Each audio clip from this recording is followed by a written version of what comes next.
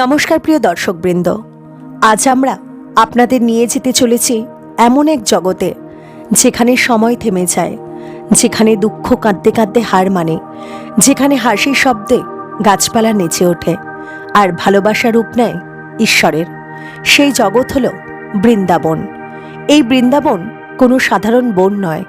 এই বৃন্দাবনের প্রতিটি ধূলিকণায় লুকিয়ে আছে ভগবানের পদচিহ্ন। প্রতিটি কদম গাছে আজও ভেসে আসে এক শিশুর হাসি, যে শিশু নীলবর্ণ, যে শিশু দুষ্টু, আর যে শিশু আবার পরম করুণাময়। তিনি আমাদের কানাই, নন্দের নন্দন, যশোদার প্রাণ, আর চিরকাল রাধার হৃদয়ের শ্বাস। আজকের এই ভিডিওতে আমরা শুনব ভগবান শ্রীকৃষ্ণ ও শ্রীজির বাল্য বৃন্দাবন লীলার নির্বাচিত কিছু গল্প, সহজ ভাষায়, মন ছুঁয়ে যাওয়া কথায়, যেন শুনতে শুনতে আপনার চোখের কোণ ভিজে ওঠে। চলুন তবে প্রবেশ করি বৃন্দাবনে। যমুনার জল তখন শান্ত, আকাশে তখনও আলো ঠিকমতো ফোটেনি। হালকা কুয়াশার ভেতর দিয়ে নন্দালয়ে ছড়িয়ে পড়ছে এক অদ্ভুত আনন্দ। সেই দিন নন্দবাবার ঘরে জন্ম নিল এক শিশু। শিশুটি কাঁদছে না, বরং তার মুখে এক অদ্ভুত হাসি, যেন সে জানে এই পৃথিবী তার খেলার মাঠ।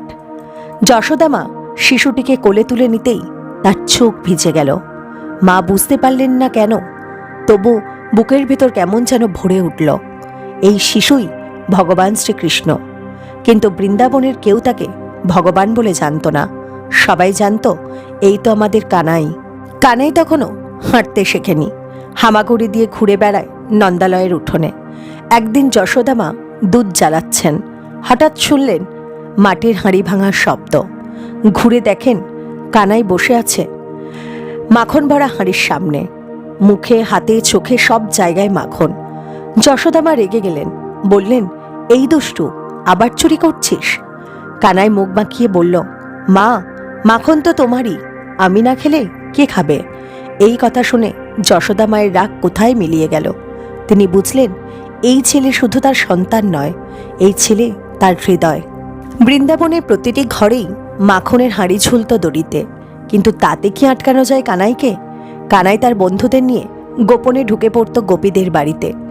একজন বন্ধুকে বলতো, তুই পাহারা দে, আর একজনকে বলতো, তুই হাঁড়িটা নামা। নিচে দাঁড়িয়ে বলতো, ভয় পাস না, আমি আছি। গোপীরা এসে ধরলে কানাই বলতো, আমি তো কিছুই করিনি, সব বন্ধুরা করেছে। এই দুষ্টুমির মধ্যেই লুকিয়েছিল এক গভীর মধুরতা। গোপীরা রাগ করলেও তাদের চোখে জল চলে আসত, কারণ তারা বুঝত এই দুষ্টু শিশুই একদিন সব দুঃখ দূর করবে। যমুনার ধারে একদিন কানাই খেলছে। হঠাৎ সে দেখে একটি মেয়ে দাঁড়িয়ে আছে, চোখে শান্তি, মুখে মৃদু হাসি। এই মেয়েটি শ্রীরাধা, যাকে বৃন্দাবন বলে শ্রীজি। কানাই কিছু না বলেই তার দিকে তাকিয়ে রইল, শ্রীজিও তাকিয়ে রইলেন। সেই তাকানোর মধ্যেই জন্ম নিল এক চিরন্তন প্রেম, যার কোনো শুরু নেই, শেষ নেই। মথুরার রাজা কংস দিনে দিনে ভয়ে পাগল হয়ে উঠছিল, কারণ সে জানত তার মৃত্যুর কারণ জন্ম নিয়েছে গোকুলে। এই ভয় থেকেই সে পাঠালো এক ভয়ঙ্কর রাক্ষসী, পুতনা। পুতনা এলো সুন্দরীর রূপ ধরে, তার কোলে বিষমাখা স্তন, মুখে মায়াময় হাসি। সে এসে পৌঁছল নন্দালয়ে। যশোদামা বুঝতেই পারলেন না এই ভয়ঙ্কর সত্য। পুতনা কোলে নিল কানাইকে, স্তনে দিল বিষ। কিন্তু কি আশ্চর্য, শিশু কানাই শুধু দুধ নয়, তার প্রাণশক্তিও টেনে নিল। পুতনা ছটপট করতে লাগলো, তার আসল রূপ বেরিয়ে পড়ল। শেষে সে লুটিয়ে পড়ল মাটিতে। সবাই ভয়ে কাঁপছিল, কিন্তু যশোদামা শুধু ছুটে এসে কানাইকে বুকে জড়িয়ে ধরলেন। তিনি জানতেন না এই শিশুই ভগবান, তিনি শুধু জানতেন এ আমার সন্তান। এই লীলা আমাদের শেখায়, যে মার হৃদয় দিয়ে সন্তানকে ভালোবাসে, সেই হৃদয়ে ঈশ্বর নিজে আশ্রয় নেন। একদিন বৃন্দাবনে হঠাৎ ঘূর্ণিঝড় উঠল। আকাশ অন্ধকার, ধুলোয় ঢেকে গেল চারিদিক। ঝড়ের মাঝেই এক রাক্ষস তৃণাবর্ত কানাইকে তুলে নিয়ে গেল আকাশে। যশোদামা চিৎকার করে উঠলেন, কানাই, আমার কানাই! বৃন্দাবন স্তব্ধ, কিন্তু আকাশের অনেক ওপরে শিশু কানাই হেসে উঠল। তার ওজন মুহূর্তে অসীম হয়ে গেল। চীনাবর্ত আর সহ্য করতে পারল না, সে মাটিতে আছড়ে পড়ল মৃত। কানাই পড়ে রইল নিরাপদ, শান্ত। যশোদা মা এসে কানাইকে কোলে নিতেই চোখ বেয়ে জল নামল। তিনি বললেন, ভগবান যদি থেকেও থাকেন, তুমি যেন আমার কাছেই থাকো। এই কথাতেই ভগবান হয়ে গেল একজন মায়ের সন্তান। নন্দবাবা সিদ্ধান্ত নিলেন এই শিশুর নামকরণ হবে। বড় বড় ঋষিরা এলেন, গোকুল ভরে গেল আনন্দে। নাম রাখা হলো কৃষ্ণ, কিন্তু বৃন্দাবন তাকে ডাকত কানাই বলে। সেদিন গোকুলে নাচ গান, মাখন, দধি সবকিছু উতলে পড়েছিল, কিন্তু সবচেয়ে আনন্দিত ছিলেন যশোদা মা। কারণ তার কাছে এই উৎসবের মানে একটাই, তার ছেলে বড় হচ্ছে। একদিন সকালে যশোদা মা দেখলেন কানাই উঠোনে দাঁড়ানোর চেষ্টা করছে, হাত বাড়িয়ে দিচ্ছে, হোঁচট খাচ্ছে, আবার উঠছে। সব গোপী দাঁড়িয়ে দেখছে, কারোর চোখে জল। এই ছোট্ট পাগুলোই একদিন সারা পৃথিবী ঘুরবে, এই ভাবনাতেই বৃন্দাবনের বাতাস ভারী হয়ে উঠল। কানাই একটু বড় হতেই সে গোপীদের বাড়ি যেত, কারোর আঁচল টানত, কারোর কোলেই ঘুমিয়ে পড়ত। গোপীরা বলতো, যশোদা, তোর ছেলে আমাদের প্রাণ নিয়ে নিল। যশোদা মা হেসে বলতেন, ও তো শুধু খেলছে। কিন্তু বৃন্দাবন জানত এই খেলাই একদিন ভক্তির রূপ নেবে। একদিন সকালে যশোদা মা দুধ জ্বালাচ্ছিলেন। হঠাৎ কানাই এসে বলল, মা, দুধ ফুটে যাচ্ছে। যশোদা মা দৌড়ে গেলেন, পেছনে পড়ে রইল কানাই। ফিরে এসে যা দেখলেন, সব হাঁড়ি ভাঙা, মাখন মাটিতে, আর কানাই দাঁড়িয়ে আছে চোখ নামিয়ে। যশোদা মায়ের বুকটা কেঁপে উঠল। তিনি ভাবলেন, এই দুষ্টু ছেলেকে আজ শিক্ষা দিতেই হবে। তিনি দড়ি আনলেন কানাইকে বাঁধার জন্য, কিন্তু যত দড়িই আনেন সবই ছোট হয়ে যায়। এক দড়ি, দুই দড়ি, সারা ঘরে দড়ি, কোনোটাই পুরো হয় না। যশোদা মা হাঁপিয়ে পড়লেন, কপাল পেয়ে ঘাম নামল, চোখে জল। শেষে কানাই নিজেই হালকা হাসি দিয়ে দাঁড়িয়ে রইল। মায়ের প্রেম গলে গিয়ে তিনি নিজেই বাঁধা পড়লেন।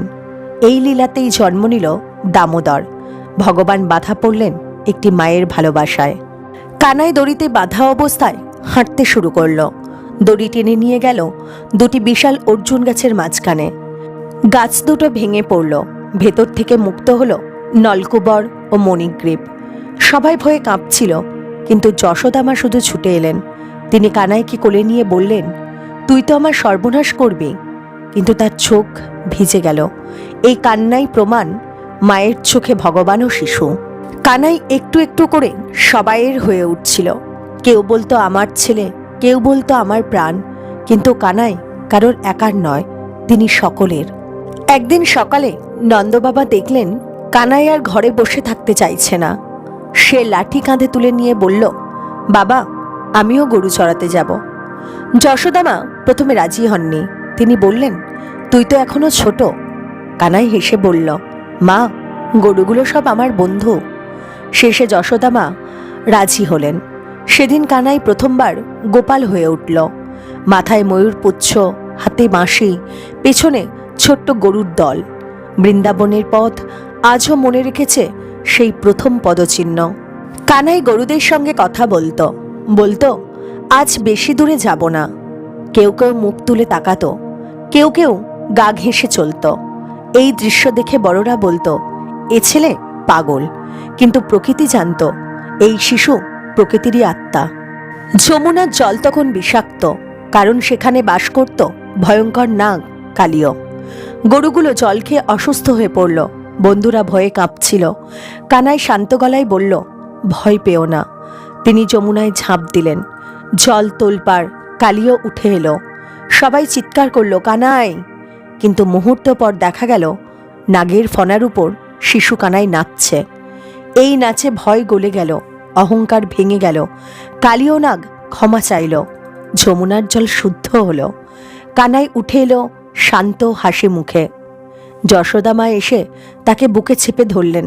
তিনি কাঁদছিলেন, ভগবানকে নয়, নিজের ছেলেকে ফিরে পেয়ে। এই সব ঘটনার মাঝেই শ্রীজি দূরে দাঁড়িয়ে দেখতেন। তিনি কিছু বলতেন না, কিন্তু তার চোখে এক গভীর চিন্তা।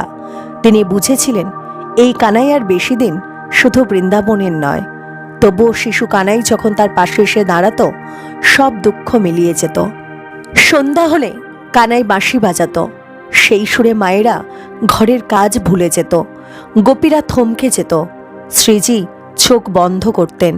এই সুরে ছিল ভালোবাসা, বিরহ আর অদ্ভুত এক শান্তি।